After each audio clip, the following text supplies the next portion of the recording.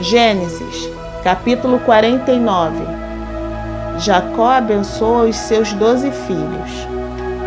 Jacó chamou os seus filhos e disse: Fiquem em volta de mim, e eu lhes direi o que vai acontecer com vocês no futuro.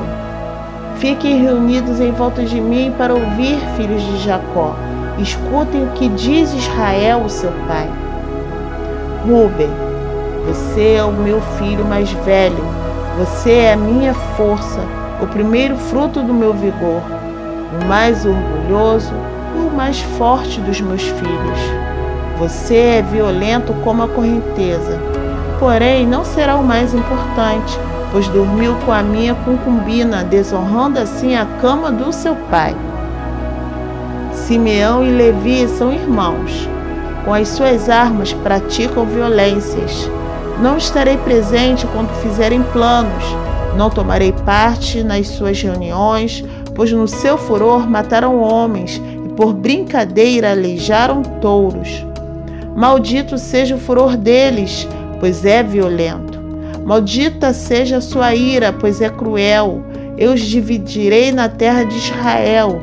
Eu os espalharei no meio do seu povo. Judá, os seus irmãos o louvarão e se curvarão na sua frente. Você segurará os inimigos pelo pescoço. O meu filho Judá é como um leãozinho quando mata sua vítima. Ele se agacha e se deita como um leão e como uma leoa. Quem tem a coragem de mexer com ele? Judá vai segurar o cetro de rei e os seus descendentes sempre governarão. As nações lhe trarão presentes, os povos lhe obedecerão. Ele amarra o seu jumentinho numa parreira, na melhor parreira que há. Ele lava as suas roupas no vinho, lava sua capa no vinho cor de sangue. Os seus olhos estão vermelhos de beber vinho, e seus dentes estão brancos de beber leite. Zebulon morará no litoral, onde haverá portos para navios. A sua fronteira chegará até Sidom. Issacar é como um jumento forte, deitado entre as suas cargas. Quando viu que o país era bom e agradável para descansar, ele se abaixou para que colocassem a carga nas suas costas e, sem reclamar, trabalhou como um escravo. Dan governará a sua própria gente, será como as outras tribos de Israel. Dan será como uma cobra na beira da estrada, como uma serpente venenosa no caminho, que morde a pata do cavalo, fazendo cair para trás o seu cavaleiro. Ó Senhor, meu Deus, espero que me salves. Gade será atacado por um bando de ladrões, mas depois ele os perseguirá. A terra de Asser produzirá bons alimentos, dará alimentos que só reis merecem. Naftali é como uma corça solta que tem lindos filhotes. José é como uma planta perto de uma fonte. Ela dá muito fruto e os seus galhos sobem pelo muro. Os inimigos o atacam com violência e o perseguem com os seus arcos e flechas. Porém, o seu arco ficou firme e os seus braços continuaram fortes, pela força do poderoso de Jacó, pelo nome do pastor, a rocha de Israel. O Deus do seu pai ajudará José.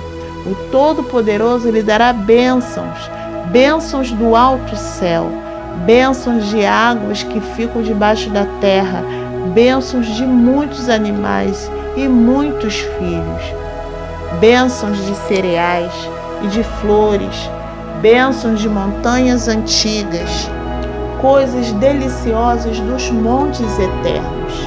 Que todas essas bênçãos estejam sobre a cabeça de José, sobre a testa daquele que foi escolhido entre os seus irmãos. Benjamim é como um lobo feroz. De manhã devorará a vítima e de tarde repartirá as sobras. São essas as 12 tribos de Israel, e foram essas as palavras que o Pai disse aos seus filhos quando os abençoou. A cada um deu uma bênção especial: a morte e o sepultamento de Jacó. Então Jacó deu aos filhos a seguinte ordem: eu estou para morrer e me reunir com o meu povo no mundo dos mortos. Sepultem-me onde estão sepultados os meus antepassados, na caverna que fica nas terras de Efron, o Heteu, em Macpela, a leste de Manre, no país de Canaã. Abraão comprou de Efron essa caverna e o terreno onde ela fica, para ser a sepultura da família. Ali estão sepultados Abraão e Sara, a sua mulher, Isaque e a sua mulher Rebeca, e ali eu sepultei Leia. O terreno e a caverna foram compradas dos heteus. Quando acabou de dar essa ordem aos filhos, Jacó deitou-se de novo na cama e morreu, indo reunir-se assim com seu povo no mundo dos mortos. Gênesis, capítulo 50. José se atirou sobre o pai chorando e beijando seu rosto. Ele deu ordem aos médicos que estavam ao seu serviço para embalsamar o corpo do seu pai, e assim eles fizeram. Gastaram 40 dias para fazer isso, o tempo normal para embalsamar um corpo. E os egípcios ficaram de luto 70 dias. Quando passou o tempo do luto, José falou com os altos funcionários do palácio do rei do Egito. Ele disse: façam o favor de levar ao rei a seguinte mensagem: quando meu pai estava para morrer, ele me fez jurar que eu sepultaria no túmulo que ele mesmo preparou no país de Canaã. Por favor, deixe-me ir sepultar o meu pai, que depois eu voltarei. O rei respondeu: vá e sepulte o seu pai, como ele fez você jurar que faria. E assim José foi sepultar o seu pai. Com ele foram as autoridades ligadas ao rei, os altos funcionários do palácio e todos os líderes do Egito. Foram também as famílias de José, dos seus irmãos e de Jacó. Deixaram na terra de Gozém somente as crianças pequenas, as ovelhas, as cabras e o gado. Também foram homens a cavalo e em carretas, de modo que o grupo era muito grande. Quando chegaram a Atade, que fica a leste do Rio Jordão, fizeram uma cerimônia de sepultamento no terreiro onde o trigo é malhado. Ali choraram muito alto durante 7 dias. Quando os moradores de Canaã viram tanta gente chorando, disseram: como é impressionante o choro desses egípcios. Por isso, puseram naquele lugar o nome de Abel Misraim.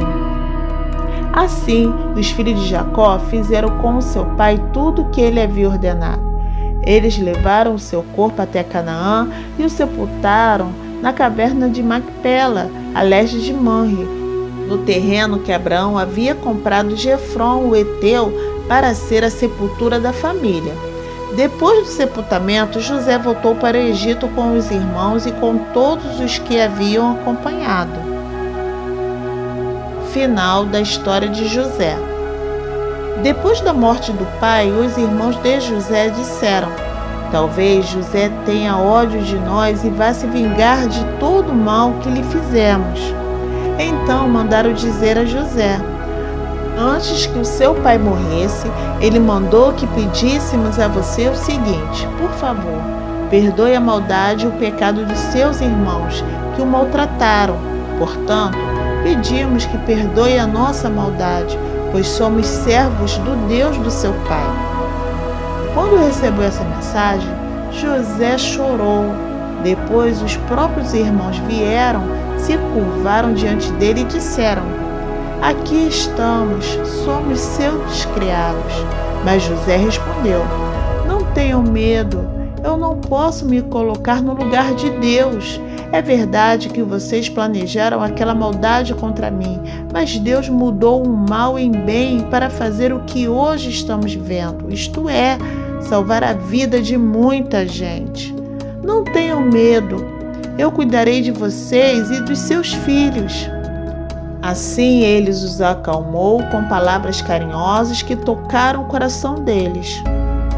José ficou morando no Egito, ele e a família de seu pai.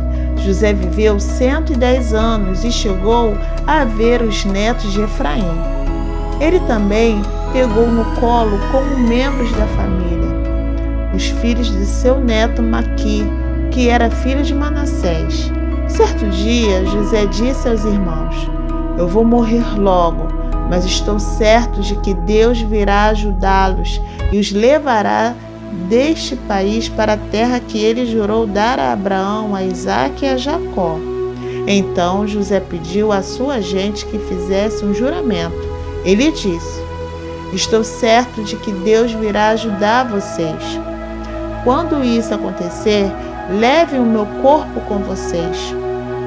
José morreu com 110 anos.